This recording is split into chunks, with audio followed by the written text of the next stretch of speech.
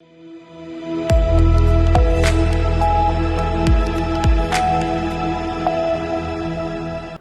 आप देख रहे हैं सी न्यूज भारत और मैं हूं आपके साथ अंजलि शुक्ला। महाराष्ट्र के कल्याण में बुद्ध भूमि फाउंडेशन और राज्य सरकार के बीच जमीन को लेकर चल रहा विवाद एक बार फिर चर्चा में आ गया है। सरकार की ओर से आश्वासन मिलने के बावजूद भंते गौतम रत्न महाथेरो अपने आंदोलन के फैसले पर कायम है। उन्होंने 15 जून से बेमुदत उपोषण शुरू करने की घोषणा कर दी है।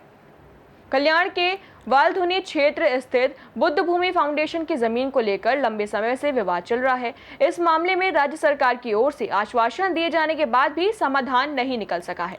भंते गौतम रत्न महाथेरो का कहना है कि केवल मौखिक आश्वासन पर्याप्त नहीं है। उन्होंने मांग की है कि सरकार उनकी मांगों से संबंधित निर्णय को लिखित आदेश के रूप में जारी करे। उनका कहना है कि जब तक आधिकारिक और लिखित आदेश जारी नहीं किया जाता तब तक आंदोलन जारी रहेगा। इसी मांग को लेकर उन्होंने 15 जून से कल्याण डोंबिवली महानगर पालिका मुख्यालय के निकट बेमुदत उपोषण शुरू करने की घोषणा की है। उनकी इस घोषणा के बाद क्षेत्र में राजनीतिक और सामाजिक स्तर पर चर्चाएं तेज हो गई हैं। बुद्ध भूमि फाउंडेशन से जुड़े लोगों का कहना है कि जमीन विवाद का स्थायी समाधान होना चाहिए, जबकि स्थानीय नागरिक और विभिन्न सामाजिक संगठन भी पूरे घटनाक्रम पर नजर बनाए हुए हैं। 30 मे 2026 रोजी या ठिकाणी कल्याण डोंबिवली महानगरपालिकेच्या वतीने एक बेकायदेशीर कारवाई करून तथागत भगवान गौतम बुद्धांची मूर्तीची विटंबना, त्याचप्रमाणे बुलडोजर लावून बौद्ध स्तूप, भीमा कोरेगाव विजयस्तंभाची तोडफोड, त्याचप्रमाणे 42 जे आमची मोठमोठे झाडांची कत्तली करण्यात आलेली आहेत। ह्या सर्व गोष्टी कोणत्याही कायदेशीर प्रक्रिया न करता, कोणत्याही कोर्टाचा आदेश नसताना त्या लोकांनी पोलीस बळाच्या मदतीने आणि हे कार्य केलेलं आहे। अमानवीय कार्याला आपण म्हणू शकतो, गैरकृत्य आपण याला म्हणू शकतो आणि ते खरोखर झालेलं आहे। आणि ह्या गोष्टीचा संताप लाईव्ह व्हिडिओ मार्फत समाजामध्ये गेल्यानंतर महाराष्ट्राने संपूर्ण देश आणि भारतभर गेलेला आहे। लोकांमध्ये खूप मोठी एक संताप झालेला आहे, कारण बौद्धांचा या दुष्कृत्याच्या माध्यमातून मोरल डाऊन केलेला आहे शासन, प्रशासन आणि लोकप्रतिनिधी यांनी। कारण या जमिनीमधून एक मधोमध उड्डाणपूल बनवायचे प्रयत्न जे खासदार इथले श्रीकांतजी शिंदे आहेत, त्यांचा मेहुणा अभिषेक थोरवे त्यांना ही 400-500 कोटीची कॉन्ट्रॅक्ट दिलेले आहेत। तर असं वैयक्तिक काय आर्थिक फायदा करून घेण्यासाठी आणि ही मोठी एक विशाल भूमी असल्याने, बुद्ध भूमी एक 32 एकरावर असल्याने त्यांना कुठेतरी उचत असतील, त्यांना कुठेतरी हे नापसंत असतील। शहराचा मधोमध बौद्ध धर्मियांचा इतकी विशाल भूमी कशी काय राहू शकतात, म्हणून प्रथम काय दुखंडित करायचा त्यांचा प्रयत्न त्यांनी केलेला आहे। आणि अशा प्रकारे हे बेकायदेशीर कृत्य, निंदनीय कृत्य या ठिकाणी 30 महिला घडवून आणलेलं आहेत। त्यासाठी आम्ही आता 15 तारखेला महानगरपालिका मुख्यालयासमोर धरणा प्रदर्शन, धरणा आंदोलन आम्ही करणार आहोत। त्यामध्ये कारण श्रीकांतजी शिंदे या कृत्यासोबत प्रत्यक्ष जोडल्या कारणाने संपूर्ण समाज बांधवांची मागणी आहे। 5 तारखेला आम्ही मोठी मीटिंग या बुद्धभूमीमध्ये झालेल्या आहेत, हजारो लोकांच्या उपस्थितीमध्ये। त्या ठिकाणी सर्वांनी ठराव केलेला आहे। या सर्व एक जबाबदार पदावर, खासदारकी म्हणजे किती मोठी जबाबदारीचं पद आहे, आणि त्यांच्या हातून, त्यांच्या इशाऱ्यावर आणि त्यांच्या नातेवाईकांकडून, त्यांचेच हे जे पोलीस यंत्रणा, त्यांचेच महापालिका यंत्रणेकडून बौद्ध भिक्खू, बौद्ध धम्मगुरू, बौद्ध समाज, बुद्ध भूमीवर हा जो मोठ्या प्रमाणात अन्याय आणि विटंबना आणि विविध तोडफोड झालेले आहेत, त्याची सर्वस्वी जबाबदारी, नैतिक जबाबदारी त्यांनी घेऊन संपूर्ण समाजाची, बौद्ध देशातील तमाम बौद्ध बांधवांची यांचा बैठकीचा अगोदर सुद्धा मागासवर्गीय आयोग वरळीमध्ये आहेत। त्यांनी सुनावणी घेऊन वेळोवेळी महापालिका, MMRDA, बुद्धभूमी सोबत त्यांनी आदेश पारित केलेला आहे। आदेशामध्ये त्यांनी स्पष्ट नमूद केलेत की अगोदर जमिनीवर जाऊन संयुक्त पंचनामा मोजणी करा, त्यानंतर भूसंपादनाची नुकसान भरपाई अदा करा। तर आम्हाला कल्याण शहराचा विकास सर्वांचा अगोदर मलाच हवा आहे। विकासामध्ये आमचा कोणताही विरोध नाही, परंतु शासन, प्रशासन आणि हे जे लोकप्रतिनिधी कायदा हातात घेऊन त्यांनी कायद्याला बायपास करून, ऑर्डरला बायपास करून, भूसंपादन नीतीला त्यांनी बायपास करून जे गैरकृत्य करत आहेत, याला आमचा संपूर्ण समाजाचा विरोध आहे। कारण ते एका तोंडाने कधी 3 तारखेलाही या ठिकाणी 3 जूनलाही महापालिकेमध्ये श्रीकांतजी शिंदे यांच्यासोबत ते आलेत आणि आम्हाला बोलवल्यानं आम्हीही भेटलो. काहीतरी त्यांनी चांगला निर्णय घेईल म्हणून. तर कधी ते फक्त असं जसं पॉलिटिशियन लोकं, राजकारणी लोकं असतात जसं आश्वासन देतात. तर आश्वासनाचंच त्यांच्या प्रक्रिया चालू आहेत. भक्कम कोणत्याही नोटिफिकेशन, कोणतेही आदेश, कोणतेही निर्देश, कोणतेही अध्यादेश, जी-आर अशा स्वरूपाचं संजयजी शिरसाट त्यांच्याकडून किंवा महापालिकेकडून किंवा अ, श्रीकांतजी शिंदे यांच्याकडून अद्ययावत बुद्धभूमी फाउंडेशनला मिळालेलं नाही. या ठिकाणी पहिलं म्हणजे आता जे 30 तारखेला घटना घडलेल्या आहेत, त्यामध्ये प्रथम आम्हाला न्याय पाहिजे. संपूर्ण बौद्ध समाजाला न्याय पाहिजे. यामध्ये जे लोकं इन्व्हॉल्वड आहेत, जसं महापालिकेतील कमिशनर अभिनव गोयल, उपायुक्त प्रसाद बोरकर यांच्यावर प्रथम तर गुन्हा नोंद व्हायला पाहिजे आणि त्यांची निलंबन व्हायला पाहिजे आणि जे खाजगी लोकं होते 40, 60, 70 लोकं त्या ठेकेदारांकडून त्यांना एकेकाचं चिन्हित करून ड्रोन कॅमेराच्या माध्यमातून त्यांनी शूटिंग घेतलेलं आहे.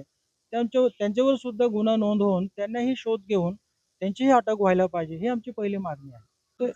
मारहाण केल्याची काय मारहाण केल्याचे पूर्ण जगभराने लाईव्ह YouTube व्हिडिओ मार्फत पाहिलेले आहे. बंदुकी घेऊन, लाठी घेऊन, धक्काबुक्की भिक्खू संघाला करत असताना, चिवर ओढताना त्यामध्ये काय आम्ही अजून याच्या पलीकडे जाऊन काय आम्ही पुरावे देऊ?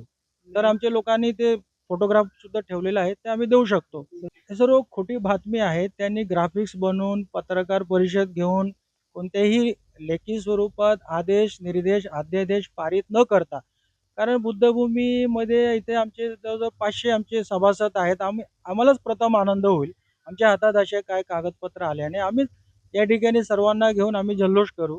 तर आमच्या हातातच काही कागद नाही आले. तिथे तर उलट त्यांनी काय लोकांना बसवून त्यांनी मीटिंग 2-3 तास ही मीटिंगसुद्धा विस्कळीत केले. त्यांनी फक्त आम्हाला बोलवलं दाखवायला. आम्ही गेलो.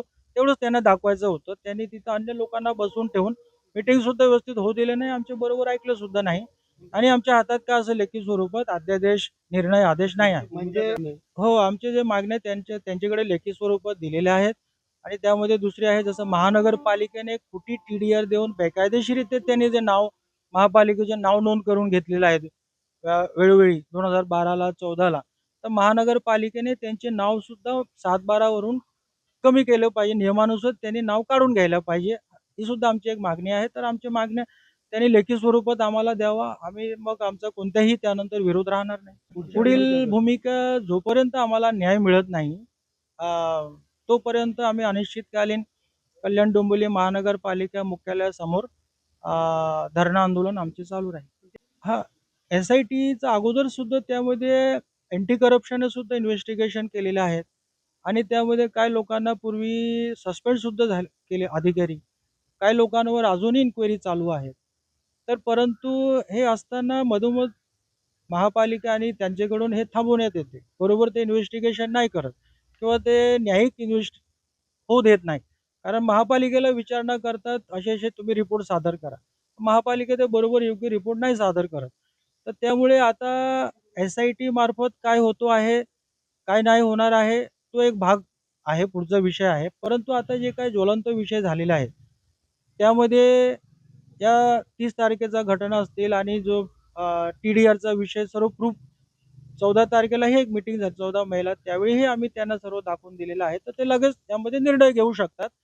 असं एस-आय-टी एकतर जसं आपल्याला ज्ञात असेल काय कमिशनर एस-आय-टी नाही गठीत करू शकत. एस-आय-टीसाठी राज्य सरकार पाहिजे. राज्य सरकारला त्यांनी लेटर लिहिली पाहिजे. ती सुद्धा एक लोकांना भ्रमित करून लोकांना धोक्यात ठेवण्यासाठीच एस-आय-टीची त्यांनी प्रक्रिया आयुक्तांवर ढकलून दिलेलं आहे. आयुक्त एस-आय-टी करू नाही शकत. हो, इतिवृत्त सर्वीकडे त्यांनीच व्हायरल केले. परंतु इतिवृत्तामध्ये कोणत्याही स्वरूपाचा काय सँक्शन झाल्याची, मंजूर झाल्याची, निर्णय झाल्याची, आदेश झाल्याची त्या बैठकीमधून किंवा अन्य बैठकीमधून बिलकुल नाही आहेत. एकतर एका बाजूने ते बोलतात काय आम्ही विकास करू, दुसऱ्या बाजूने 1 तारखेला सर्व आम्ही 9 भंतेजी आणि आमचे 5 उपासकांवर एफ-आय-आर सुद्धा केलेला आहे. तुम्हाला तुमच्या माहितीसाठी. म्हणजे कसे ते विकास करणार? मग आमच्यावर एफ-आय-आर करणार आणि बोलणार का विकास करणार आणि तिकडे पेढे वाटप करणार. त्यांचे पेढे वाटप यासाठी असतील भिक्खू संघावर एफ-आय-आर केले म्हणून एफ-आय-आरचे पेढे वाटप असतील. या विरोधाबद्दल एक नाही, मला नाही, आमचे 1000 लोकांना कल्पना आहेत. आमचे 1000 लोकांचे ग्रुप आहेत.